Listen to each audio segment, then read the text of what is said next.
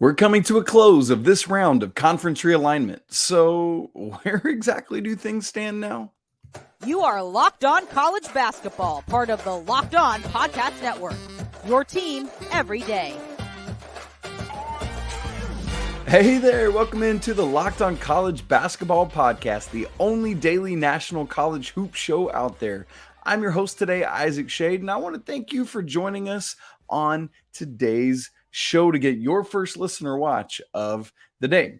Today, we're going to take a look around some of the landscape of where conference realignment is now as we get to the end of this week, where kind of this window is closing. We're going to look at ACC stuff, Pac-4 stuff. But first, we want to get to the Big 12, which has decided to stay as the Big 16. And as we come to the end of this round of conference realignment, it's funny. I was thinking earlier today, this almost feels now like a TV season where you get to all the cliffhangers at the end of the season. And so it's like the series finale was this week, and now we're done for this season of conference realignment on TLC or whatever it is. And we'll pick it up all again next year and see where we go, right? It starts to take on that kind of vibe. Seriously, Big 12 is staying at the Big 16. Not adding UConn, not adding Gonzaga. And here's the thing that I want to say right off the bat about it. To me, this is the best decision for all these parties for now. And by all these parties, I mean UConn, Gonzaga, and the Big 12/16. Here's what I mean. Let's look at the Big 12 side of that to start.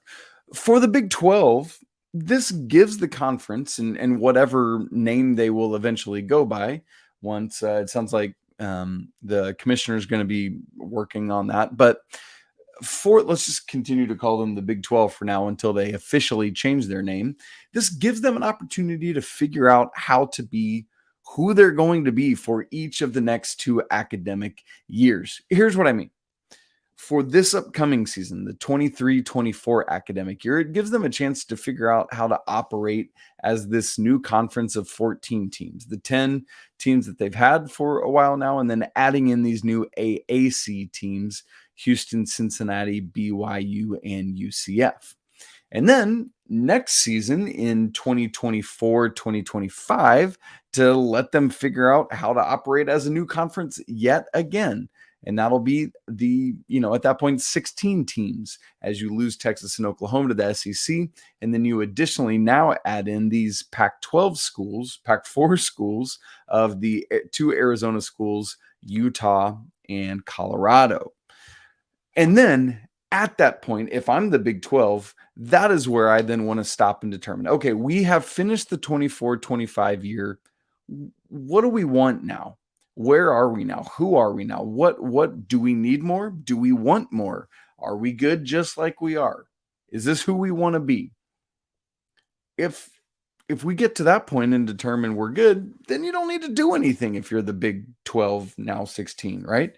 But maybe you get there and realize, oh, we really would like to add those. So let's get into that. But I mean, you look at things like right now, and obviously we're looking at this through the lens of college basketball. But you get to that point at the end of 2 academic years from now, and you say, hey, listen, 2 years ago, before we added those 4 AAC schools, we were top to bottom the best conference in the nation. We had just those 10 teams, and we didn't really have any true bottom feeders that we could just walk all over. You couldn't do that to anybody in the Big 12 way back in 2022-23. But will that still be true 2 years from now as you've added some potential bottom feeders? Now, you still project to have teams that are at least decently good, but when you bloat to 16 teams, you expect that there's going to be some rough times for teams at the bottom. Just ask the ACC how things have fallen off. Just ask the Big Ten about teams down at the bottom of the Big Ten barrel there. And so potentially, if you have more bottom feeders, that's going to bring down your overall league. So for the Big 12, right now, I think it's a great opportunity for them to just pause and figure out who they're going to be for the next couple of years before they go adding any more. Now, from a purely basketball standpoint, absolutely adding Gonzaga and UConn would solidify that strength. But oh boy, that's adding what would become your northwesternmost school and your northeasternmost school. I was looking up some of the mileage on maps. Like the Big 12 will have just added BYU this year, which will become the northwesternmost team. Next year, Utah then becomes that by like 45 miles. But then if you wanted to add Gonzaga, that's another 722 miles to the northwest, all the way up there in the corner. Or what about the northeast expansion? Right now, that's West Virginia. To go further northeast, all the way up to UConn, that's another 525 miles to Storrs, Connecticut.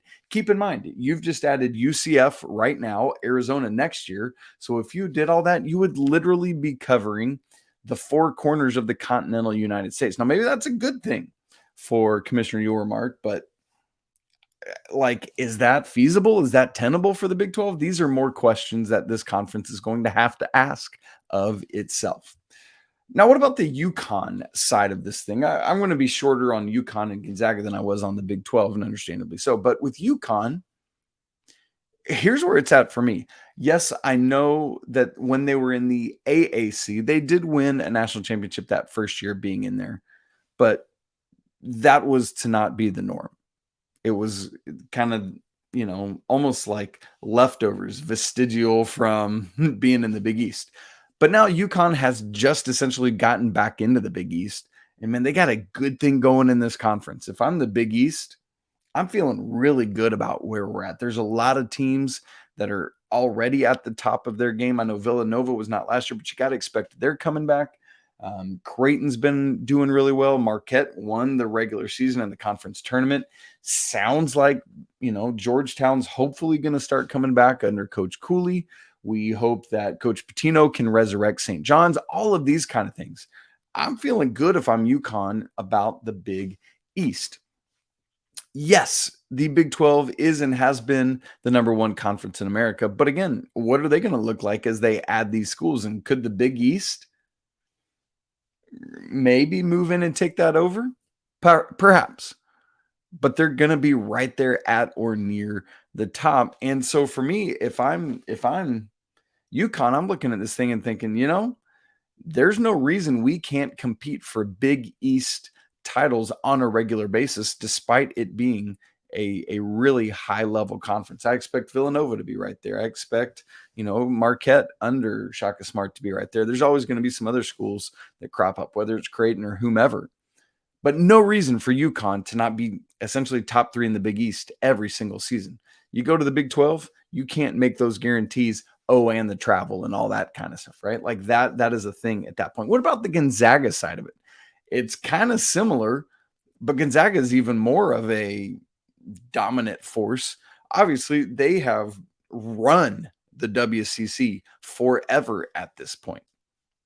There's essentially two schools that we see crop up pretty regularly to challenge them, and that's BYU and St. Mary's. Well, BYU, we just talked about, they're already off and running to the Big 12. And so right now it feels like Gonzaga's stranglehold on this conference might even get tighter and stronger, although St. Mary's projects to be good again this season, and I would imagine they will continue to be, as they've been, a strong team under Coach Bennett. But Gonzaga, under Mark Few, they keep scheduling a tough non-conference and then keep wiping up in the conference schedule against the rest of the West Coast Conference. And I would imagine that Ken Palm's projections and all sorts of other stuff are going to keep putting them right there at or near the top. And so if I'm Mark Few, it's like, am I willing to trade dollars for losses? Because going to the Big 12, they're going to certainly take on some more losses. But ultimately, that Big 12 money's got to be better than that West Coast Conference money. But for right now, I think this is okay for Gonzaga and again for UConn as well to stay right where they're at. If it ain't broke, don't fix it, right? And it doesn't seem like the Big East nor the West Coast Conference are in any trouble of things changing. Might as well stand pat, wait till see, is the Big 12 going to come back around, come calling again? And if so, maybe you open the door and say, hey, let's have another conversation in season 4 of conference realignment. But for now, I think this is the best scenario for all three of these parties, the Big 12, 16, UConn and Gonzaga.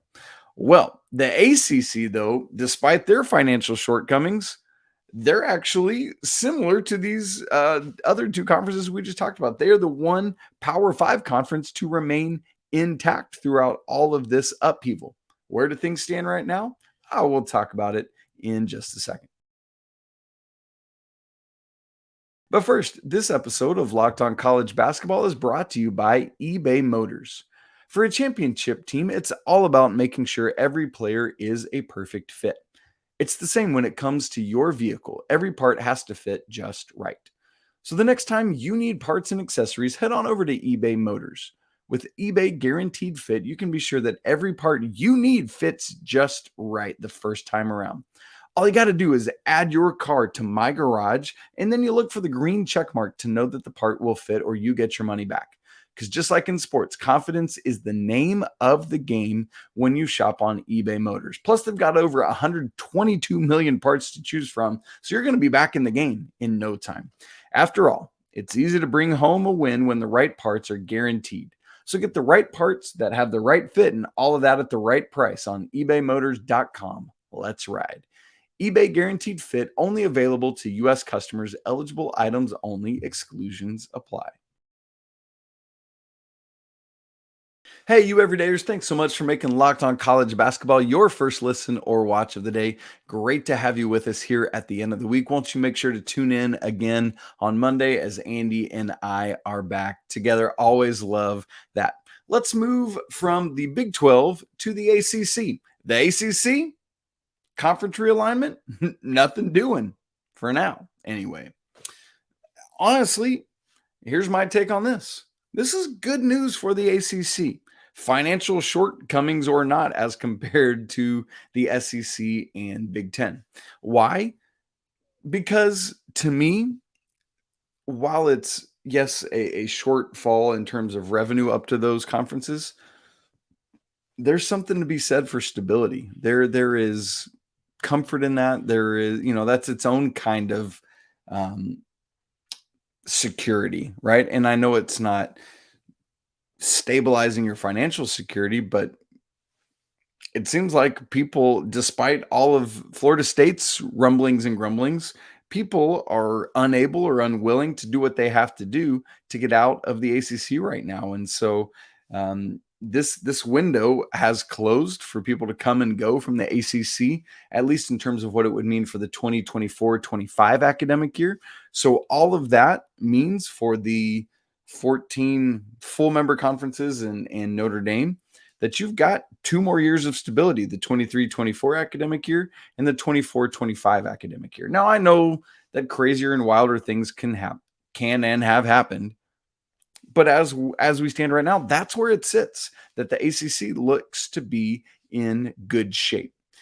Now, in terms of all the rumblings with the Bay Area Pac-4 schools, meaning specifically Stanford and Cal, there's been no more movement on that. And that window has come and passed, and nobody has dared to publicly challenge the grant of rights. There's just not enough ACC presidents who were willing to say yes to make this happen, to even get a good vote. And again, those 4 no's that we know of are Clemson, Florida State, North Carolina, and North Carolina State.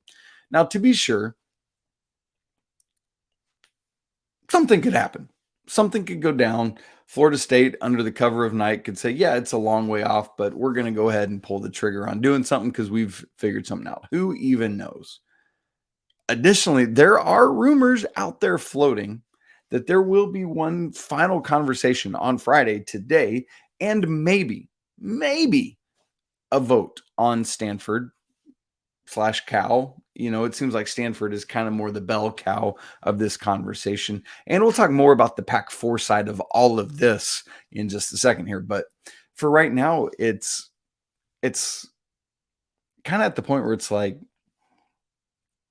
well, the window's closed for 24-25. Might as well just go ahead and take a vote. just to see what happens, right? It seems like that's where the ACC is at right now. I want to talk about this from a very basketball standpoint because that's what this show is. From a basketball standpoint, I am so glad. I am so happy. I love that the ACC is just kind of staying as is. Um, I would love for them to add, honestly, talking about UConn, I would love to see UConn in the ACC. I think that just makes a ton of sense and would be a great top tier team, or even Villanova, right? Like, let's make it happen. Why not?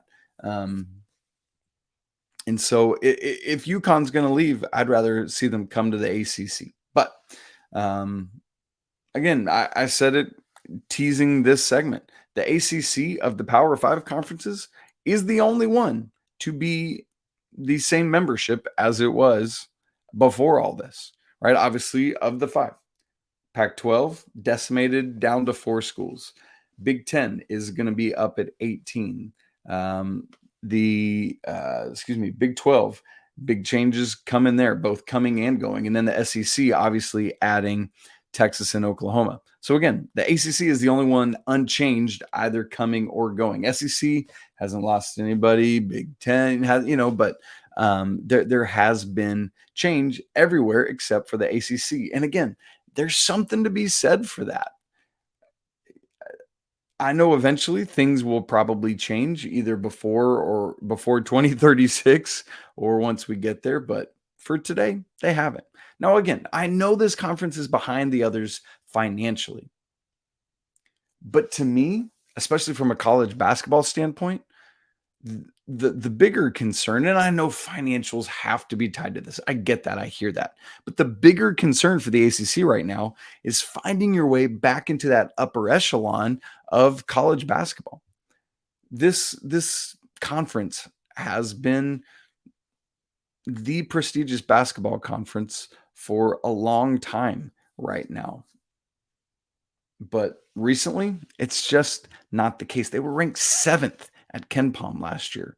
They haven't been top 3 in terms of conferences at KenPom since 2018-19. The ACC, just quite frankly, is not what it once was. And for my money's worth, that has been since they added those former Big East schools, and it kind of weighed down the bottom end of the conference. But then you get other schools cropping up that are having bad situations, like Louisville, who now with losing Trenton Flowers, who knows where they're going to be at next year. Or you get Florida State that was not Florida State last year. And then you're always going to have some others that are just kind of perennial bottom feeders, like Boston College. I know they'll jump every now and again, but more often than not, they'll probably not be great. So ACC came and went, and they're still the ACC. So we'll wait to see if there really is a vote on this on Friday and what it could mean. At this point, I feel like if they were going to say yes and do it, they would have said yes and done it. But for the Pac-4, they still got to get something figured out because they're just sitting in a holding pattern right now. Why? I'll tell you about that in just a second.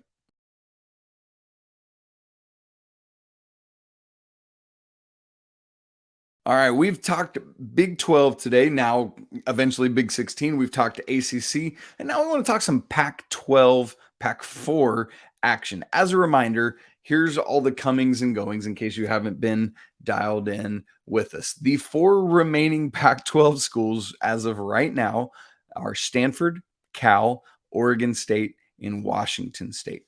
Of the other 8, 4 are off to the Big 10, 4 are off to the Big 12. We already mentioned the Big 12 schools. Let me say it one more time. That will be Arizona, Arizona State, Utah, and Colorado. And that will all happen for 2024-25. As for the Big 10, that will be adding Oregon, Washington, and then the LA schools, USC and UCLA. And so that's where the Pac-12 is at. As of right now, they still have nothing concrete, nothing in place. There's lots of rumors flying around, just like I was saying with the ACC about could we join with the AAC, or could we take in some of their members? Could we do something with the Mountain West Conference? Could we this and that and the other? There's all these life rafts it feels like they're trying to jump into. And so far, none of them either have been the right thing or have come to fruition. It was really interesting to me. Oregon State's AD Scott Barnes told Brian Hamilton of The Athletic, quote, "Our best option is rebuilding the Pac-12. Obviously, group of 5 options are out there, but that's not our priority." End quote. So this is really interesting for me. And again, this is from Oregon State. This isn't from Stanford or Cal. That we really want to work at rebuilding this conference despite the group of 5 options that are out there. Now, you could take that a couple different ways. Either we want to rebuild the Big 12 through schools that are already at the Power 5 level, or he could be meaning we will bring in group of 5 schools, but we would prefer not to join a group of 5 conference.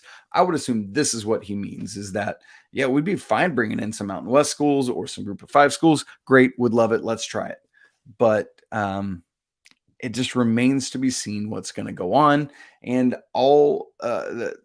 at least Oregon State and Washington State, and to some degree Cal as well, are in a little bit of a waiting pattern. You'd love, if you were the Pac-12, to be in the driver's seat. Unfortunately, right now they're in the passenger seat, or maybe even the back seat, waiting around on who? That conference we just talked about, the ACC. Because reports are out, and I read this all in an AP report, that the Stanford is still holding out hope, despite the window closing for 24-25, that they're going to get a phone call from the ACC that they would be able to come join.